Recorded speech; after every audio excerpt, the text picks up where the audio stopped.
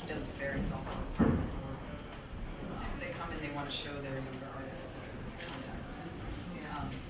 context. NADA is a nonprofit member-based organization based in New York. It was founded in 2002 by 4 dealers: Sheri Pasquarella, John Connelly, Feuer and Zach Miner. And we're a member-based organization in New York, and we probably have about 300 members based all over the world.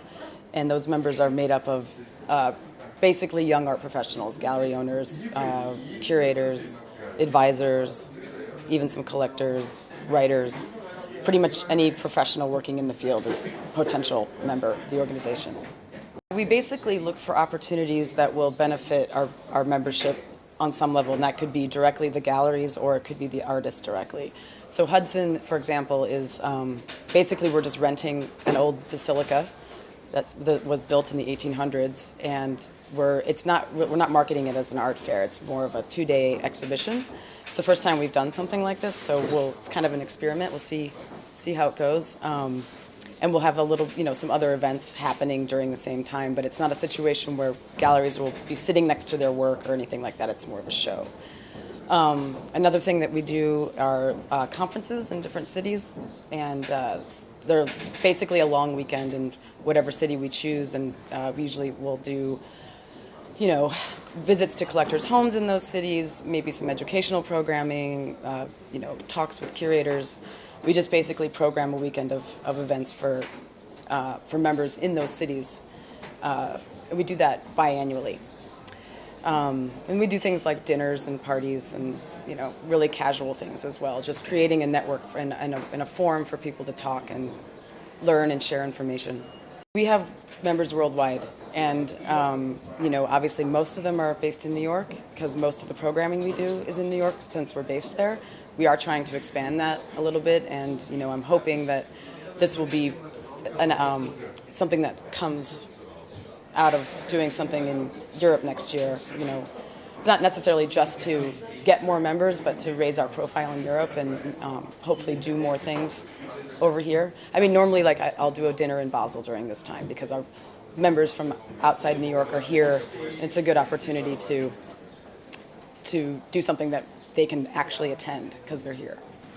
I think the venue is one thing. The venue in Miami, given the fact that it's in an old beach resort hotel in the ballrooms, it definitely gives it a certain feel for that reason, and it being right there on the beach. We don't charge admission, which I don't know of another fair that does that. It's a huge source of revenue that we could be taking advantage of that we choose not to because it goes along with our mission, which is to make the arts accessible and not to create boundaries. And I do think that not charging admission somehow does create a different vibe when you enter because there's no checking and there's no exchange of money. So I think that sort of sets a tone. And I just think, our constituency just tends to be kind of, what's the word I'm looking for? They're kind of mellow and, they do want to share, even though they're still remaining competitive and everyone's sort of got the same goal, but they still find ways to work together. And I think that comes out in the fair. Well, first of all, to be in Europe is good for us. Second of all, Cologne makes a lot of sense because it was the first place to have a fair, and it was the first place to have an alternative fair as well. The unfair was the first. It happened in Cologne for the first time. Cologne was founded by dealers. Art Nada was founded by dealers. The sort of history of the fair makes sense in terms of our history. The collaboration, the way that we're setting it up, it also goes along with our mission, which is to collaborate and to share resources, which is exactly what we're doing with them. And it makes sense in a lot of ways. And Dan's an old friend. I've known Dan for years. We go way back. We've worked together in the past, so it's kind of nice to do it again. We're still talking about how it's going to be laid out, but it'll be basically a fair within the fair, but we'll design the architecture so that it's clearly a separate thing. And Meyer Vogenreiter, who did the architecture for Open Space, will do the layout for Nada as well. And we have some ideas about how we'll set the booths up, but we're going for 20 to 30 galleries total. So it'll be a good manageable number. I mean, I think having a fair in the States and a fair in Europe is good, and then to develop the other programming even more so. Right now, we're pretty reliant on the fairs. I think it would be good if we could become, a little less,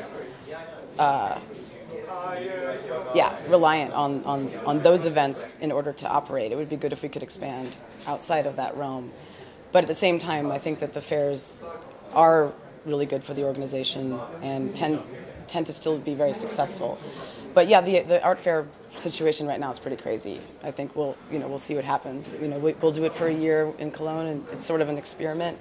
The response has been great, so I have a good feeling about it. I think it's going to be awesome, but we'll see what happens. I started what was my first job in the arts. I was an intern at Sotheby's in Chicago. They had a regional office there, and I interned there, and then they hired me. I was there for about a year and a half, and then I left and I worked part-time for the fair, the Art Chicago Fair.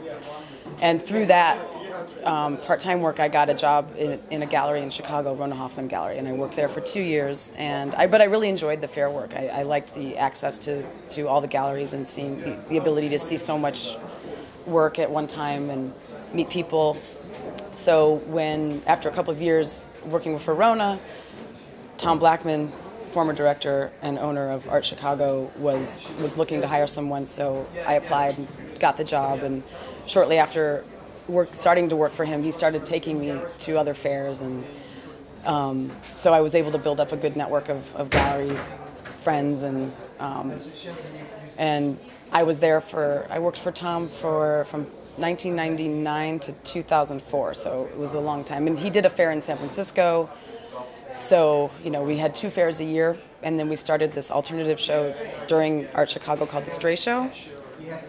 And how I met Dan was when Dan had a gallery in Chicago, and I kind of hired him as a consultant to help us develop this young section within the Art Chicago Fair called the International Invitational. So that's where we worked together in the past. Yeah.